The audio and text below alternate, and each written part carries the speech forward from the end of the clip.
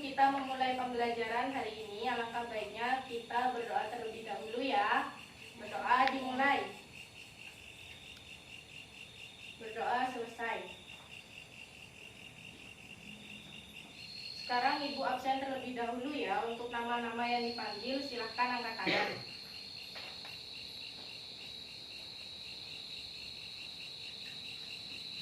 Aini, Alif, Fahmil, Kinara,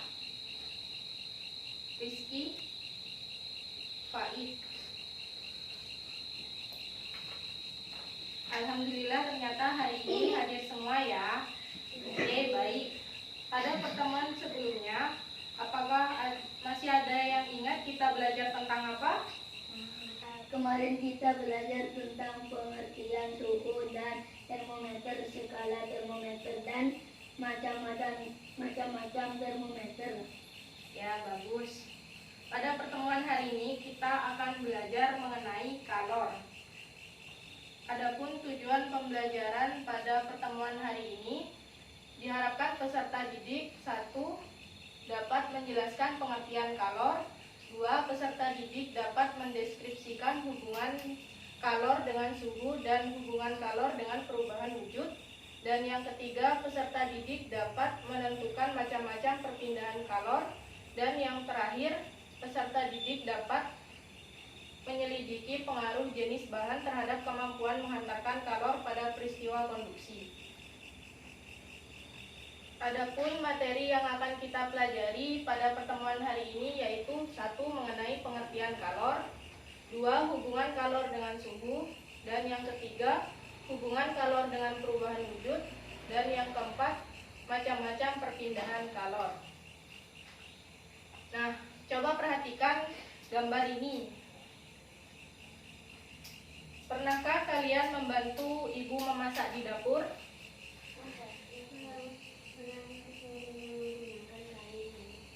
Lalu bagaimana cara kalian memindahkan panci tersebut setelah memasak?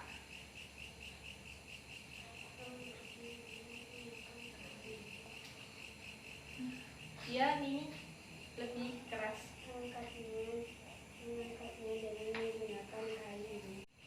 Kira-kira mengapa ya? Kan hanya bagian bawah panci saja yang terkena panas, sedangkan bagian gagangnya tidak. Tapi gagangnya ikut panas juga. Karena pancinya tersebut dari aluminium, Bu, sehingga dapat menghantaran panas. Ya, betul Rizky. Ini termasuk juga ke dalam contoh peristiwa perpindahan kalor, ya. Nah, apa itu kalor? Ada yang bisa? Ya, Alif. Kalor merupakan bentuk energi yang dapat berpindah dari benda bersuhu tinggi ke benda bersuhu rendah. Ya, betul Alif. Nah, pengertian dari kalor sendiri yaitu kalor bisa disebut sebagai energi panas.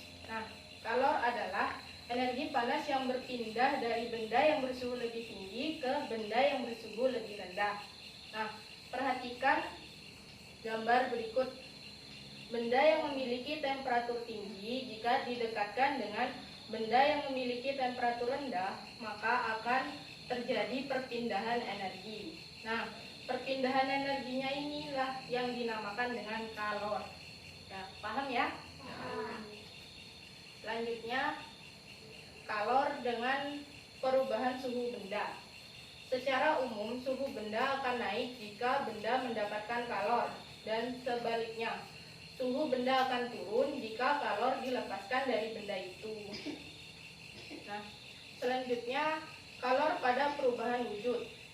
Di sini, pada perubahan wujud benda dibedakan menjadi 2, yaitu membutuhkan kalor dan melepaskan kalor. Di sini yang membutuhkan kalor yaitu menguap, melebur, dan menyublim. Sedangkan yang melepaskan kalor yaitu mengembun, membeku, dan mengkristal. Paham? Kalor laten. Kalor laten adalah kalor yang tersimpan dalam suatu zat untuk mengubah wujudnya dari satu bentuk lain ke atau perubahan fase. Nah, perubahan fase sendiri ini terbagi menjadi dua, yaitu dari cair ke gas atau mengembun, dan dari padat ke cair atau melebur. Nah, rumus dari kalor menguap yaitu I sama dengan M kali U, di mana Q sama dengan kalor yang dibutuhkan atau dilepaskan untuk merubah wujud, dan satuannya adalah Joule atau J. Dan M-nya yaitu massa zat yang berubah wujud, dan satuannya adalah kilogram. Sedangkan U-nya yaitu kalor penguapan atau kalor pengembunan. Nah, satuannya Joule per kilogram. Adapun rumus dari kalor lebur yaitu I sama dengan M kali L. Nah, L-nya di sini yaitu kalor lebur atau kalor beku. Nah, satuannya J per Kg atau Joule per kilo. Selanjutnya yaitu perpindahan kalor. Nah, perpindahan kalornya terdiri dari 3 cara, diantaranya yaitu 1. Konduksi. Proses perpindahan panas yang terjadi pada suatu benda tanpa disertai perpindahan partikel-partikelnya itu disebut dengan konduksi. Konduksi umumnya terjadi pada zat padat, terutama yang bersifat konduktor. Contoh peristiwa konduksi yaitu, pada gambar ini kan terlihat sebatang besi yang dipanaskan dengan api. Nah, sebatang besi ini akan terasa panas jika didekatkan dengan api. Contoh yang kedua ini yaitu setrika. Baju akan terasa panas jika disetrika. Nah, pada setrika ini, gagangnya ini terbuat dari bahan isolator sehingga panas dari setrika ini tidak mengalir ke tangan kalian. Selanjutnya yaitu perpindahan yang kedua yaitu konveksi.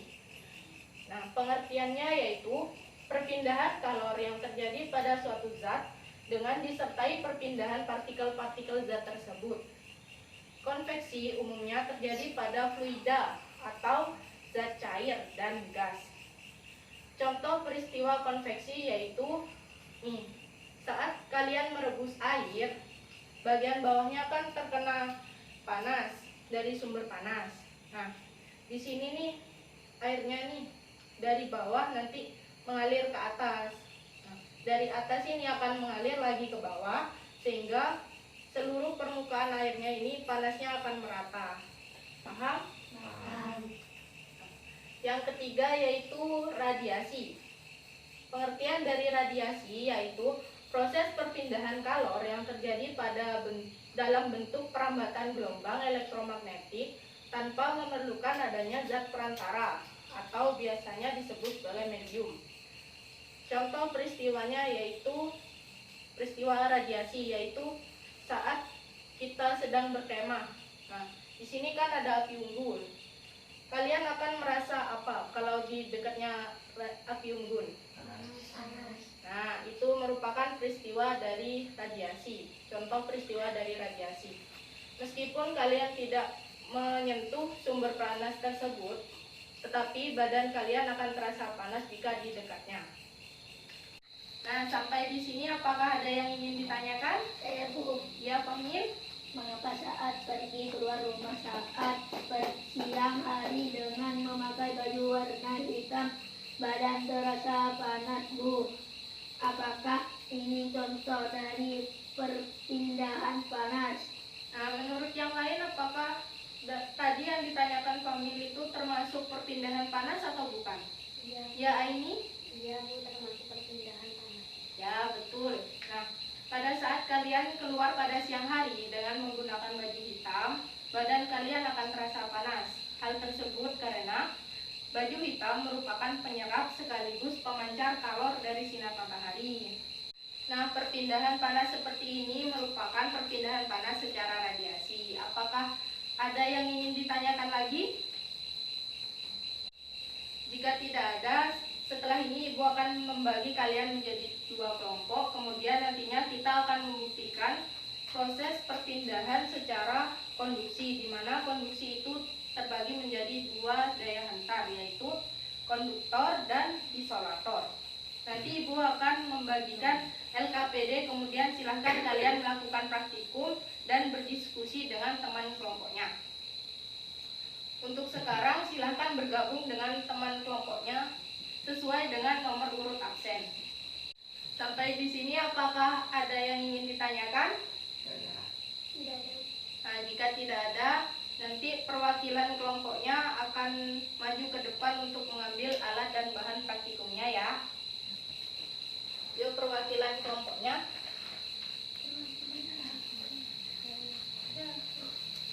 Ini.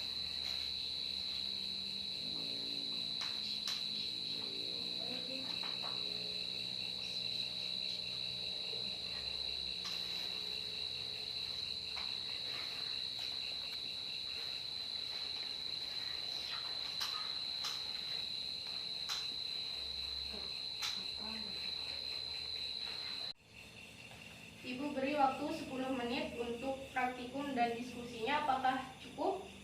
Cukup. Ya. Setelah itu nanti Ibu akan memanggil perwakilan kelompok untuk maju presentasi ke depan ya. Mempresentasikan hasil diskusi kelompoknya. Dan sekarang silahkan lakukan praktikum dan diskusikan dengan teman kelompoknya ya.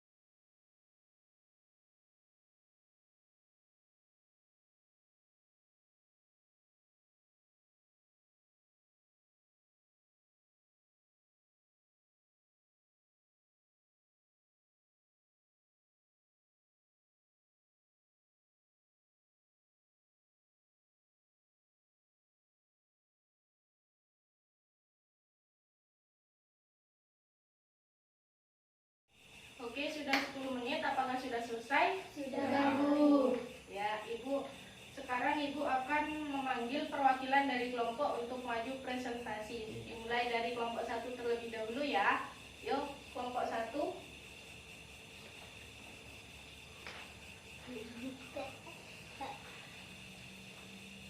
Ya, langsung Alik. Setelah dia mati, mentega yang berada di sendok logam dalam air panas lebih cepat meleleh daripada mentega yang berada di sendok plastik dalam air panas. Hal ini karena sendok logam merupakan konduktor yang bisa menghantarkan panas, sedangkan sendok plastik merupakan isolator sehingga tidak bisa menghantarkan panas. Ya, terima kasih untuk kelompok 1. Yuk, selanjutnya kelompok 2.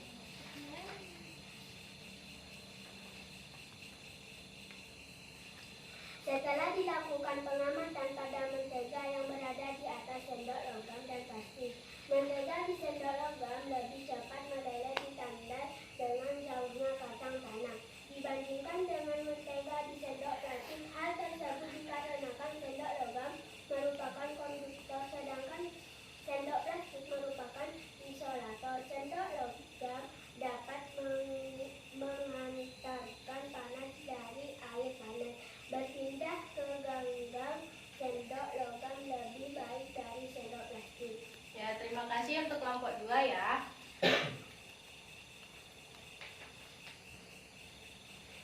Oke, semuanya sudah baik dan benar. Sendok logam merupakan konduktor sehingga dapat menghantarkan panas, sedangkan sendok plastik merupakan isolator sehingga tidak dapat menghantarkan panas. Oleh sebab itu, sendok logam lebih baik dalam menghantarkan panas sehingga menteganya lebih cepat leleh dan ditandai dengan jatuhnya kacang tanah. Sedangkan sebaliknya dengan sendok plastik. Baik anak-anak, untuk kegiatan pembelajaran kita yang terakhir yaitu kita menyimpulkan pembelajaran dari awal hingga akhir secara bersama-sama. Yuk. Kalor merupakan energi panas yang berpindah dari benda yang bersuhu tinggi ke benda yang bersuhu lebih rendah. Ya, selanjutnya apakah ada bisa menambahkan? Ya, Alif. Pengaruh kalor terhadap perubahan wujud benda ini dibagi menjadi dua, yaitu membutuhkan kalor dan melepaskan kalor. Ya. Perpindahan kalor terdiri dari tiga cara, diantaranya yaitu konduksi, konveksi, dan radiasi. Ya. Selanjutnya apakah ada yang bisa menambahkan lagi? Ya, Rizky. Proses perpindahan konduksi itu terbagi menjadi dua daya hantar, yaitu ada konduktor dan isolator, di mana konduktor dapat menghantarkan panas, sedangkan isolator tidak dapat menghantarkan panas. Ya. Baik anak-anak, Ibu rasa sudah cukup ya untuk pembelajaran kita hari ini. Semoga ilmunya bermanfaat. Sebelum mengakhiri pembelajaran kita hari ini, alangkah baiknya kita membaca doa terlebih dahulu. Ayo Ibu minta Alif untuk memimpin teman-temannya membaca doa. Sebelum pelajaran berakhir, marilah kita berdoa. Berdoa mulai. Berdoa selesai. Sekian penyampaian materi dari Ibu hari ini. Kurang lebihnya Ibu mohon maaf.